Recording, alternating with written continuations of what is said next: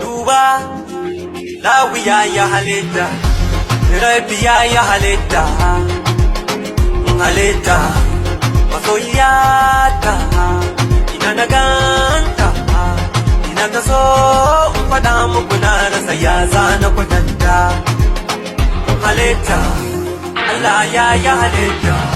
Duk daɗin soyayya in ba da ke ba za ne ba. Dan furcin soyayyar ke sa zuciya ta ɗauke. Ai ta wani ta musamman ce, ta wuce dukkan 'yan tsaki. Mai ilimi tarbiyya ce, ga kin ko ba jan baki. Na zagaye section har na baro kowane nation. Kamar yake ban samu ba, na jefi asnanik taso ɗan taso, ban labarin taka ya masoyiyar ta kasance.